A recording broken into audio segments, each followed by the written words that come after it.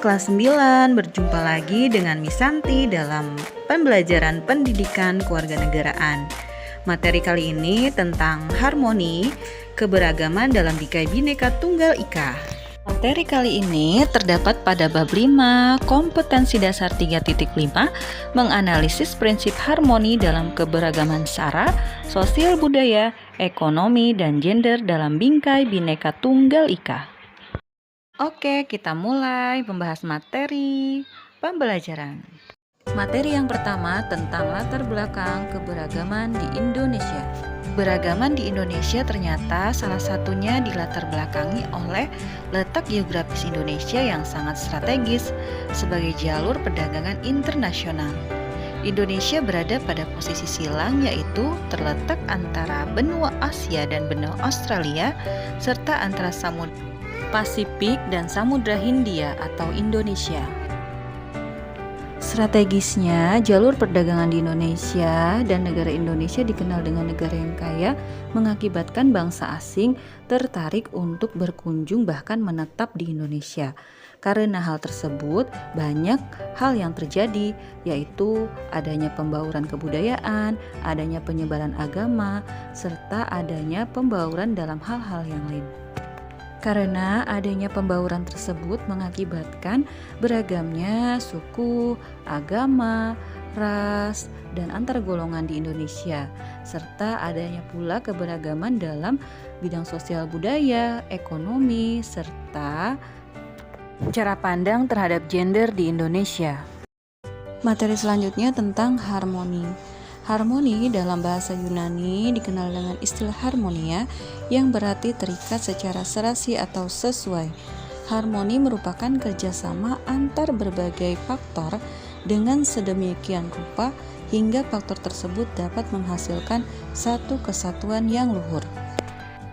Jika diibaratkan alat musik, harmoni akan tercipta apabila alat musik yang berbeda dimainkan sesuai dengan nada dalam waktu yang bersamaan.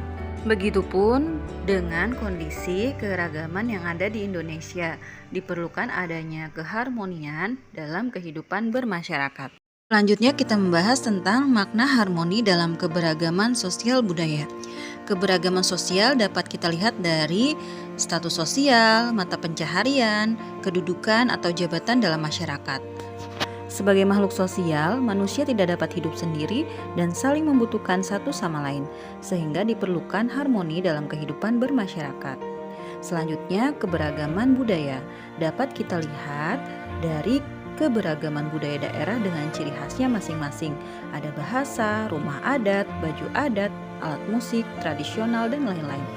Keberagaman budaya dalam masyarakat diperlukan harmoni agar bisa berjalan saling beriringan dalam perdamaian.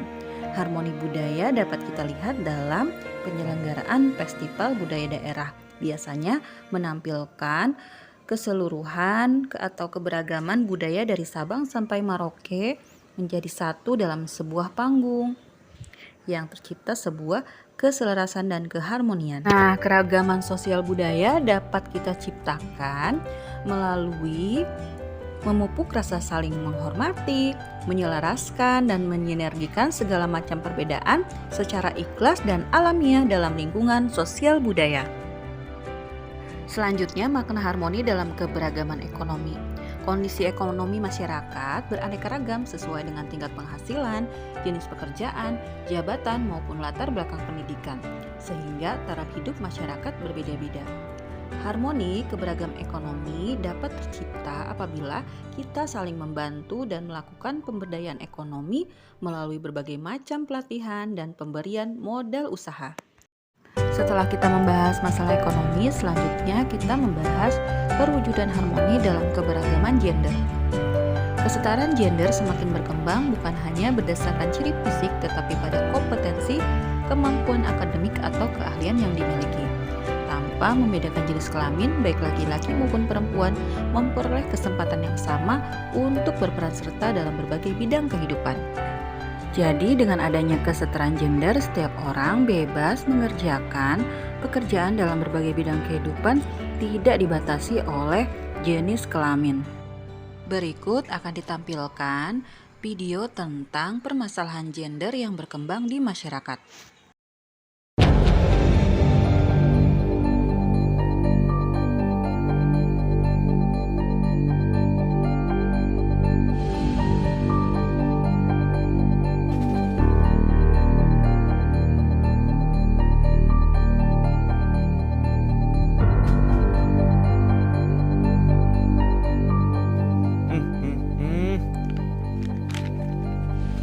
miris ya. Kejahatan seksual lagi. Pelakunya pelajar pula. Tega banget ya pelakunya. Apa dia nggak bayangin itu ibunya atau saudara perempuannya? Gila tuh orang. Perkosaan itu cuma salah satu bentuk ekstrimnya aja. Kalau di kehidupan sehari-hari kita juga udah banyak kok contoh-contoh ketidakadilan itu. Aku nih, kalau pulang sekolah sama ibu aku, pasti langsung disuruh bantuin dia beres-beres rumah, ya gak? Nah kan, saudara laki-laki aku gak ada yang disuruh kayak gitu-gituan. Apaan sih Nis? Biasa aja kali. Iya juga ya. Mami aku kerja di kantoran. Udah gitu dia pulang sore nih ya. Terus dia sampai rumah langsung beres-beres rumah. Papi aku enggak loh, dia nyantai aja. Oh iya Andi, jangan lupa ntar pulang sekolah bersihin ruangan OSIS ya. Aku kayaknya mau pulang cepet nih, ada perlu. Lah, emang aku makmu apa? Nah, tuh, baru aja dibilangin. Emang beres-beres sama kerjaan rumah tuh cuma buat perempuan sama mama apa? Enggak kan? Tapi ya gitu, udah kadung nancep di otak kita kalau beres-beres sama kerjaan rumah ya buat mama sama perempuan. Buktinya ungkapan spontan kamu aja menggambarkan hal itu. Iya, tadi? Coba deh kali-kali bayangin rasanya jadi maminya Eva. Udah kerja kantoran iya, pulang sore, capek, masih ngerjain kerjaan rumah juga. Double berat tahu. Berarti ada yang salah di pikiran kita dan benak kita. Hal kayak gini tuh udah ada di otak kita secara nggak kita sadari. Sebenarnya sih nggak cuma di otak laki-laki aja. Di kaum perempuan pun hal kayak gitu udah biasa gitu. Dan kita udah nganggap hal itu wajar. Kayak emang udah dari sananya kayak gitu. Nah itu Pak, mami aku juga. Dia ngelarang aku untuk ada di dapur. Katanya ini tugas perempuan gitu. Waktu ada arisan ibu-ibu, kan aku sama bapakku bantuin ibu di dapur tuh. Malah diolokin sama mami-mami tetangga. Katanya, alah masa laki-laki bantuin urusan dapur? Aneh juga ya aku dirasa. Nah itu dia. Aku rasa kita udah harus mulai merubahnya. Kita mulai dari hal-hal kecil yang ada di keseharian kita aja. Kita harus udah mulai care sama ibu kita, saudari perempuan kita. Kita bagi pekerjaan rumah sama rata. Aku rasa membagi peran pekerjaan di rumah gak harus dimaknai dengan yang laki-laki harus di rumah, yang perempuan berkarir. Tapi lebih ke berbagi perannya sih, bukan berganti peran loh. Apa salahnya jika seorang ayah memandikan adik bayi dengan penuh kehangatan? Apa salahnya jika ayah yang motong-motong sayur dan ibu yang menggoreng lauk? Atau ayah yang menyiram tanaman dan ibu yang menyapu halaman? Ya selama nggak membuat ayah kerepotan di kantor, asik-asik aja kan? Lagian udah nggak zamannya kali perempuan tuh ngeladeni laki-laki di rumah.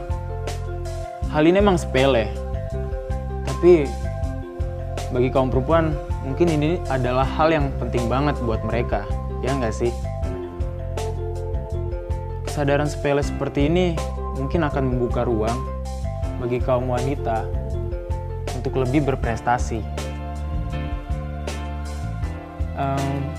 Aku rasa jika ada keluarga seperti ini pasti akan terasa lebih hangat.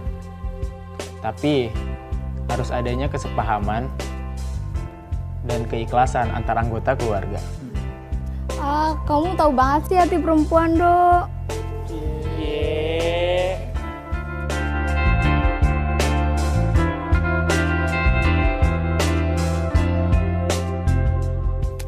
Duh, kenapa sih? Lex, kamu ngapain sih dari tadi? Dengerin dong kalau pada ngomong. Cuek banget. Aduh, apa sih Pak? Aku tuh bingung tau. Apa coba hubungannya bagi peran sama pemerkosaan? Pemerkosaan? Ini bagi peran? Nggak ngerti dah gue. Aku rasa kalau kita udah ngargain ibu and saudara-saudara cewek kita kayak gitu, bakal nancep pula rasa ngagain cewek yang bukan dari keluarga kita. Ke teman-teman cewek misalnya, mereka juga berhak loh jadi pemimpin. Jadi ketua OSIS misalnya. Di sekolah kita tuh belum ada cewek yang jadi ketua OSIS. Palingan jadi bendahara, jadi seksi konsumsi. Ya, bener banget itu. Oh, gini toh. Aku udah ngerti nih kalian ngomongin apa. Kalau kita udah menghargai persamaan hak dan tanggung jawab sebagai cewek maupun cowok, kejadian yang kayak kita baca di koran ini tuh gak akan pernah terjadi. Karena dari kecil kita sudah diajarkan untuk berempati sama perempuan. Itu kan yang kalian semua bicarakan. Aku tuh ngerti sebenarnya. Makanya jangan underestimate sama aku dulu. Itu pinter tau.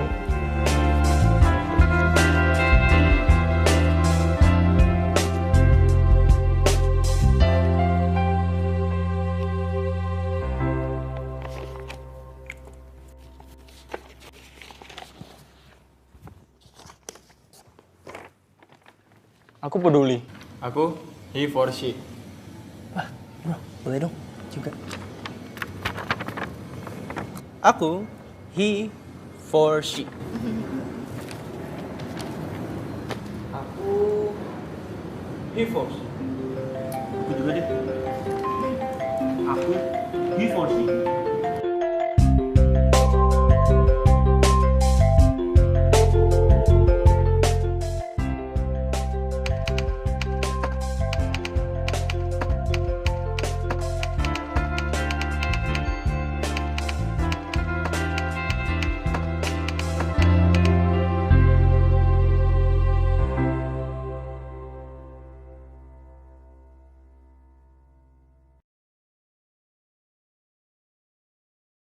Oke, semoga semakin paham ya tentang kesetaraan gender sehingga tidak ada diskriminasi lagi berkaitan dengan gender. Nah, selanjutnya kita akan membahas permasalahan dan akibat yang muncul dalam keberagaman masyarakat di Indonesia. Menurut Sujono Sukanto, masalah sosial adalah sesuatu ketidaksesuaian antara unsur-unsur budaya masyarakat yang membahayakan kehidupan kelompok sosial. Sedangkan secara umum, masalah sosial muncul akibat terjadinya perbedaan yang mencolok antara nilai dalam masyarakat dengan realita yang ada. Nah, selanjutnya masalah sosial dikelompokkan menjadi 4 faktor. Yang pertama, faktor ekonomi. Akan terjadi masalah sosial apabila pengeluaran tidak seimbang dengan pendapatan, kemudian tidak tercukupinya kebutuhan hidup. Selanjutnya adalah faktor budaya. Akan menimbulkan masalah apabila gaya hidup cenderung meniru budaya asing yang akan mengakibatkan warga negara Indonesia menjadi kebarat-baratan dan budaya ketimuran akan perlahan-lahan menjadi hilang. Faktor selanjutnya adalah faktor biologis. Hal ini dapat terjadi permasalahan sosial apabila fasilitas kesehatan yang kurang memadai sehingga menimbulkan berbagai macam penyakit dan kekurangan gizi di dalam masyarakat. Dan yang terakhir adalah faktor psikologis. Biasanya ini berkaitan dengan mental masyarakat yang lemah dan beban hidup yang tinggi yang mengakibatkan timbulnya stres. Nah, setelah kita melihat permasalahannya, lalu kita akan bahas upaya penyelesaian masalah dalam keberagaman masyarakat.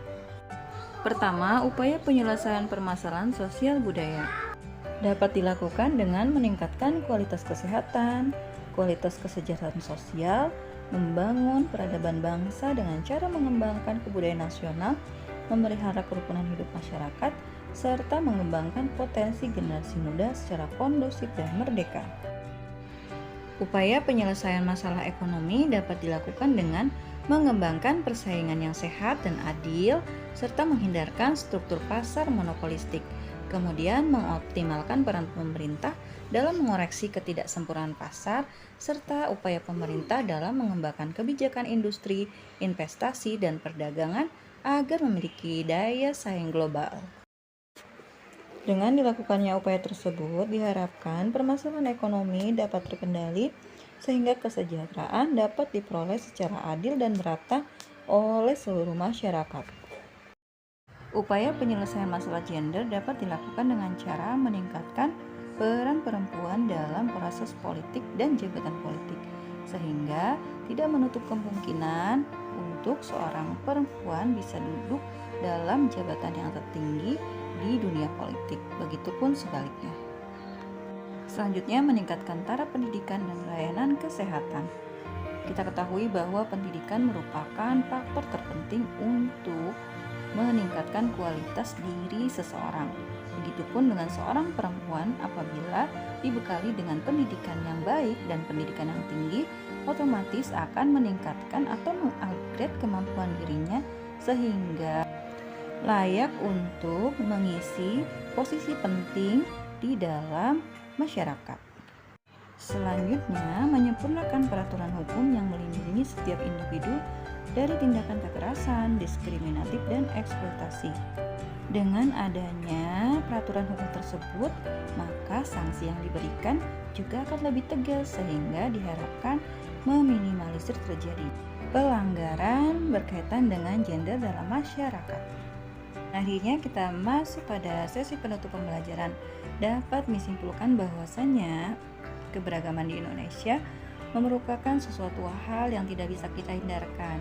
Nah, caranya adalah kita harus menyelaraskan keberagaman tersebut agar terciptanya harmoni dalam masyarakat.